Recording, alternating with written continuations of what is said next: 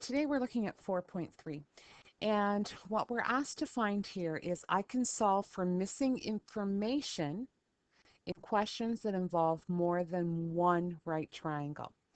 Okay, so what we're looking at today is, first of all, solving with two right angles. However, the same process will apply if I have more than two. Okay, so missing information could be angles, it could be sides as well.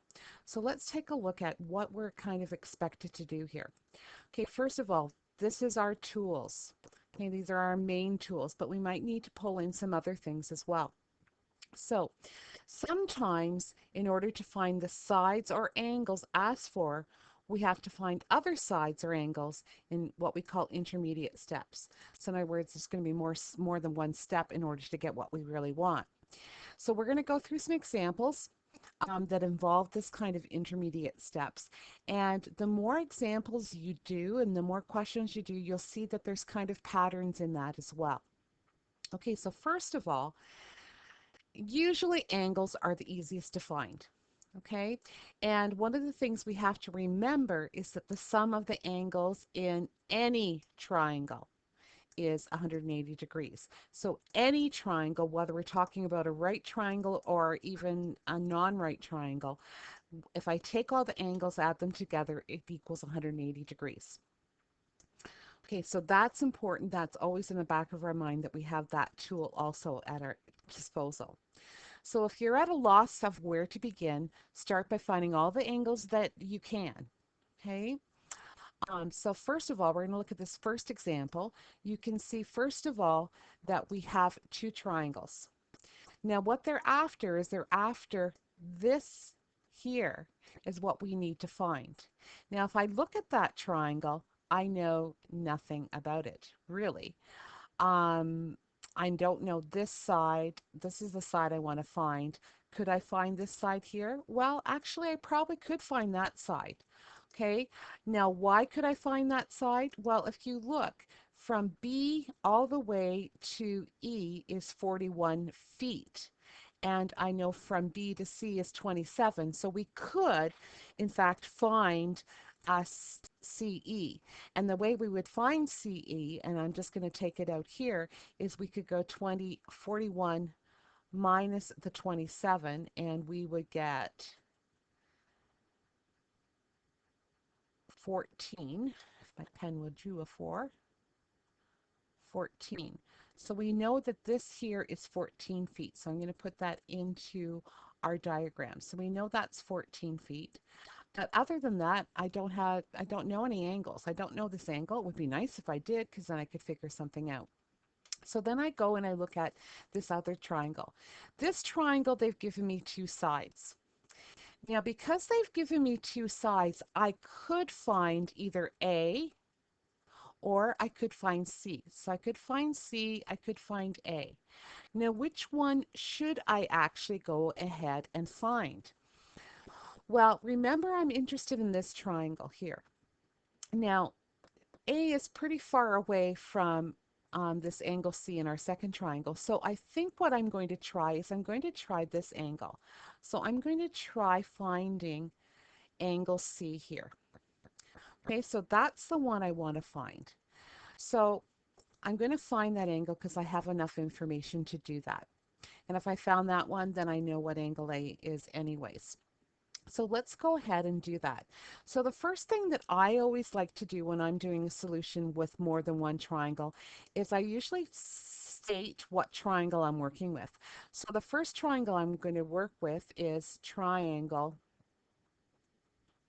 ABC. And sometimes what I do is I even take and I actually redraw the triangle of the one I'm actually just looking at. So I just brought this out and I'm just going to relabel the information that they've given me on that triangle. I find sometimes that that makes it much easier to see what's going on. And we said we were going to find this angle. They told me this, and they also told me 27 feet. Okay, so I'm looking at this triangle and I'm going to find that theta. So I follow the same steps that we followed uh, when we only had one triangle, because that's all we're looking at. So this is the angle that I'm working with. Across from it is opposite. This is hypotenuse across from the right angle, and this is adjacent. So what am I going to use to find theta? Well, I know that, again, if I follow the same method that we followed in our other questions, SOHCAHTOA, and again, if you don't need this to help you, then you don't have to do this part. This is just a way that it allows you to get it. So I have the hypotenuse, which is 32, and I also have the adjacent side. So you can see that I'm going to use cos to find that angle theta. So the cos of a theta equals adjacent over hypotenuse. The cos of, in this case, it's angle C, is equal to 27 over 32. Again, I'm finding an angle, so I'm going to change that to a decimal.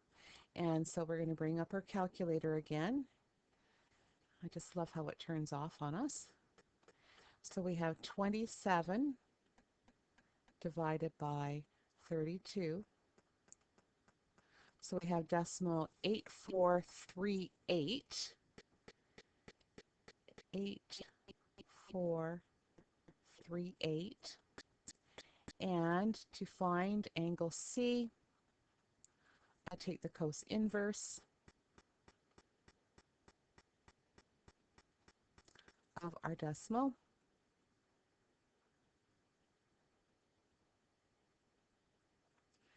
And when we do that, we end up with that as being, and I'm going to bring up my calculator again. So I'm going to do second cos of decimal 8438 equals, so approximately 32.5, or let's just do 32 degrees just to make our life a little bit easier. So now I know that that is 32 degrees, and I'm actually going to put it here. Now I could find this angle A up here, and we could, since we're talking just about this one, and if I don't know what else to do, then I could find angle A. Angle A I know is going to be 180 degrees minus our 90 minus our 32 that we just found, and that, oops, that should be minus, not a equals. And when I do that, let's see, what do we have? So we have 58 degrees. Now, my problem with that is I have 58 degrees, so I did find all the angles there, but that still hasn't helped me with this triangle here, with the triangle that I'm interested in. So if there was some way I could calculate what this angle was, if I knew what that was, life would be good. Now, if you notice to the side, there's a hint. And the hint says for us, and I'm just going to pull it out here, the hint says, remember that straight lines also have 180 degrees. Now, I purposely did that. If you notice, here's a straight line, and all the way around is 180 degrees. We just calculated 32. The question gave us 118, so we could find that red theta. Okay, so let's go and do that next. So we know that, and I will switch colors. So I'm going to do red, but I'll make it a little thinner, just easier to write with and easier for you to see. So now if I look at triangle, get back here. If I look at triangle DEC, and again, I can actually draw that triangle as well. Where are you, triangle? Here it is. Obviously, that's not the right direction for it, so I'll just flip it over. I'll just flip it like that, and we'll label that so that we also know what we have. Now, is this a lot more work? Yes, it's a lot more work when we're involving more than one triangle, but you're quite capable of doing it. So we calculated this was 14. This is what we want to find. Here is our C, E, and our D at the top. And what we're going to do is we're going to find this theta. Now that theta, this angle C from this triangle, is equal to 180 degrees. We found the 32, and the question gave us 118. And when we take these and subtract them from the 180, we end up with 30 degrees. So we actually have that this angle here is 30 degrees. So knowing theta now in one side, I should have enough to calculate what x is. So again, we're going to follow the same process that we followed before, in the sense that we're going to circle, here's our theta, directly across from it is opposite, this is hypotenuse, and this is adjacent.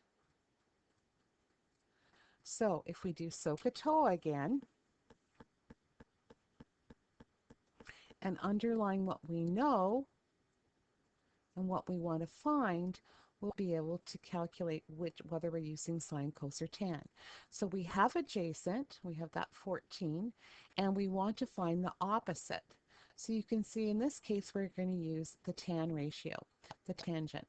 So we have tan of a theta equals O over A. We know what theta is here. It is 30 degrees. We did a little bit of work to get that 30 degrees. Opposite is our x, and our adjacent is 14. Again, I'm going to put this over 1. We're going to cross multiply or multiply by 14, either way on both sides, in order to get x by itself. So we end up with 14 times the tan of 30. And when we punch that into our calculator, we end up with approximately 8.1 feet. Okay, so you can see that one question takes a considerable amount of time to do, but we were capable of finding x even though we knew very little about that triangle when we started. Okay, so I'm going to stop in between the next example that we're going to do.